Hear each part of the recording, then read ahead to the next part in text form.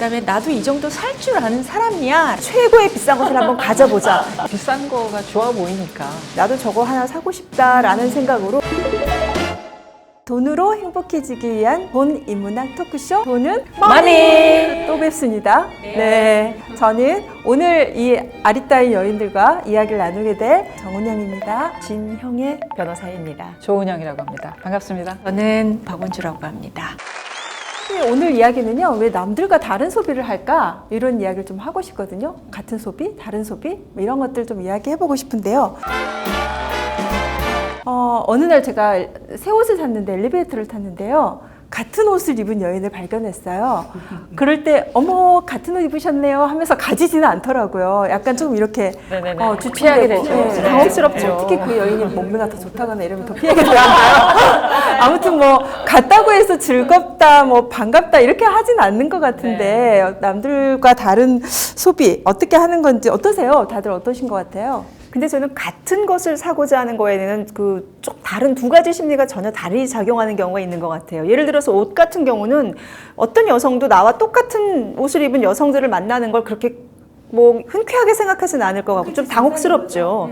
근데 반면에 어떤 뭐 가방이라든지 뭐 이런 다른 아이템들은 저 사람이 가지고 있는 게 예쁘고 멋있어 보이면 은근히 나도 저거 하나 사고 싶다라는 생각으로 그거를 저 사람이 가졌으니까 나는 저거 안 사고 다른 거 사야지 이렇게 생각하지는 않은 것 같거든요. 그러니까 어떤 같은 소비를 함으로 인해서 자기도 그거를 하고 싶다라는 소비가 드는 게 하나 있다면 자기를 옷으로라도 차별화하고 싶어 하지 저 사람이 입은 옷이 멋지다고 해서 나도 그 옷을 사서 그 사람처럼 되고 싶다 이렇게 생각하지는 않는 것 같아요. 즉 아이템별로 다르다? 아이템별로 다르네요. 그런 느낌? 네네. 글쎄요. 옷도 그럴 수 있을 것 같은데 제 생각에는. 그러니까 모델들이 멋있게 입고 나오면 나도 저 옷을 입으면 저렇게 될까?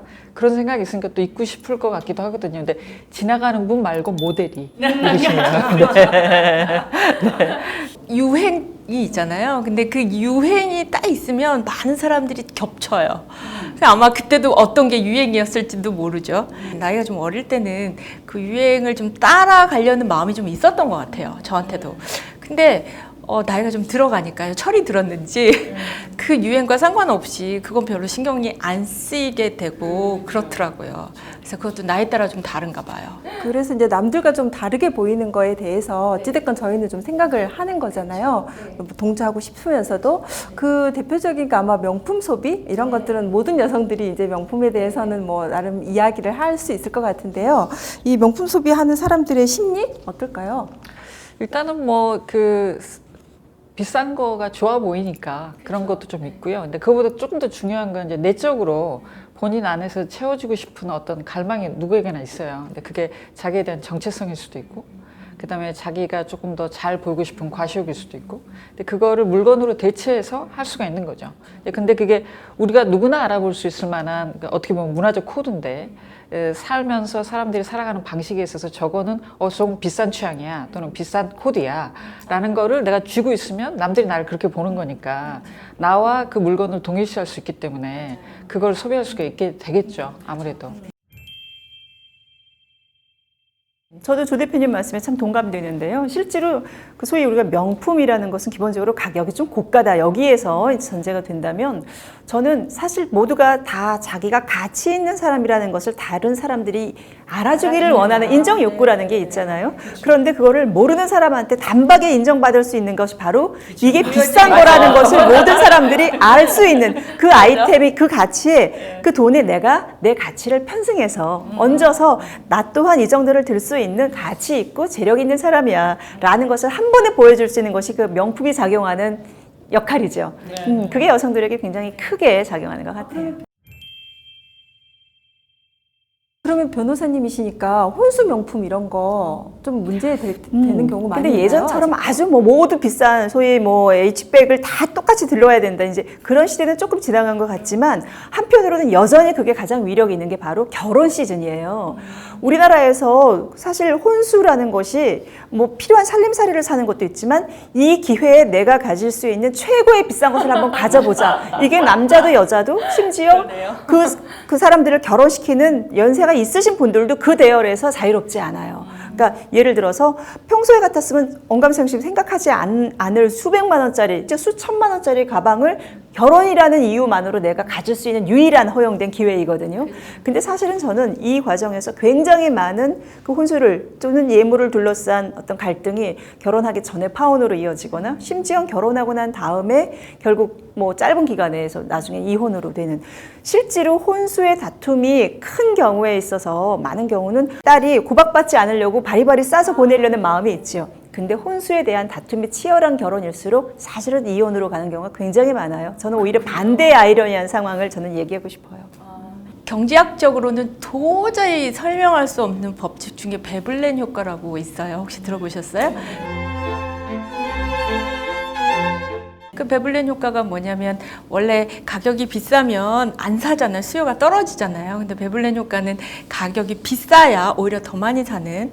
근데 우리나라에서 그런 것들이 물론 우리나라뿐만 아니라 여러 나라에서 그 명품을 소비하는 마음 중에 아까 말씀하신 것처럼 내가 인정을 받을 수 있는 다른 뭐가 처음에 단박에 봤을 때는 없으니까 뭔가를 과시하고 싶고 그다음에 나도 이 정도 살 줄 아는 사람이야 라는 걸 드러내보고 싶어 하는 거죠. 어쨌든 그 소비에도 우리 블로부틀 얘기할 때도 많이 얘기했었잖아요. 어떻게 보면 소비의 기준이 내가 아니라 이제 타인에게 있는 그런 소비를 하는 것 같아요. 네. 그래서 남들과 다른 소비를 하는 거는 맞는데 이제 그 과시하느냐 아니면 요즘 친구들이 이제 과시라기보다는 나는 나야. 그러니까 남들과 다르다는 것이 나를 달리 보이고 내 가치를 달리 보여줘라는 것보다는 개성? 뭐 이런 측면으로 또 이루어지고 있는 측면이 있지 않을까요? 그러니까 그래서 요즘에 이제 소위 신세대 명품 소비가 좀 달라졌다고 해요. 예, 근데 그 방식이 뭐 그러니까 누구나 다 똑같은 백이 아니라 내가 지정하는 소비 영역이 따로 있는 거예요. 소위 리미티드 에디션이군요. 네, 아니 그거보다는 자기의 우선순위가 있는 거예요. 내가 소비하는 영역에서 돈을 가장 비싼 돈을 써야 되는 파트가 따로 정해져 있어요. 누군가는 신발이면 누군가는 뭐 티셔츠가 될 수도 있고 누군가는 백이 될 수도 있고 그러니까 누군가는 시계가 될 수도 있고 누군가는 핸드폰이 될 수도 있고 그러니까 모든 걸 다 비싸게 사는 것보다는 이제 자기가 가장 원하는 영역 자기 자신을 아까 말씀드렸던 정체성을 투여할 수 있을 만한 것에서 가장 효과적으로 보여줄 수 있는 거에 돈을 쓴다는 거죠. 되게 지혜로운 거죠. 옛날보다 영리해진 거죠. 그러니까 네. 저희 세대 때 소위 가성비라는 게 되게 한때 유행했었죠. 이왕이면 같은 값이면 좋은 거. 이런 게 가성비였었다면 요새 젊은 세대들은 가심비라고 해서 내가 만족하는 소비. 그러니까 10끼는 편의점 김밥으로 때울지언정 한 끼의 미슐랭 가이드를 위해서 자기는 10끼를 참아낼 수 있는 거. 사실은 일반적 상식으로 본다면 이해가 되지 않지만 그 사람에게는 자신이 소비를 해야 되는 가장 확실하고 자신이 그 소비를 위해서 다른 거를 절약해야 되는 더 큰 확실한 동기가 되는 건 거예요. 그런 소비의 다양성이 저는 지금 굉장히 우리 사회에서 타인과 나를 구별짓는 또 다른 것에 대한 자기의 정체성을 드러내는 방식이라고 생각해요. 그런 면으로 보면 되게 바람직한 거네요. 왜냐하면 이제 다르다는 것에 대한 거를 무조건 과시한다라기보다는 나의 정체성, 나는 누구고, 나는 뭘 좋아하고, 그러니까 나는 뭐 김밥을 계속 10일 동안 김밥 먹을지언정 뭐 미슐랭 식당에 가서 먹겠다 이런 이제 하나의 아이템을 정한다는 거는 내가 누군지 알아가는 과정이잖아요. 그래서 이제 그렇게 보자면 요즘 젊은 친구들은 굉장히 개성을 잘 지키는 그런 소비를 하는 것 같아요. 그 박사님이 그 왜 문서 세대와 영상 세대가 다르다. 근데 소비 영역에서도 굉장히 세대별로 차이가 되게 많이 나는 부분이 많거든요. 그러니까 문서 세대는 아까 동조하고 싶다라는 그런 얘기들이 다 어떻게 보면 남한테 너무 튀어 보이지도 않고 뒤처져 보이지도 않고 그냥 표준적인 삶을 살겠다는 거예요. 그러니까 우리 옛 세대들은 표준적인 삶이 좋은 삶이라고 생각을 했고요.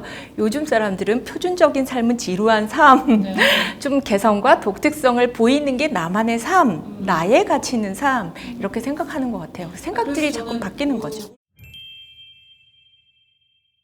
우리나라가 발전해서 다른 얘기를 하면 그렇죠, 발전해서. 선진국이어서 그럼요. 가능한 네네. 일인 것 같습니다. 그럼요. 다양성을 수용해 줄 수 있는 어떤 사회적인 성숙도가 조금은 맞아요. 이루어진 건 거죠. 맞아요.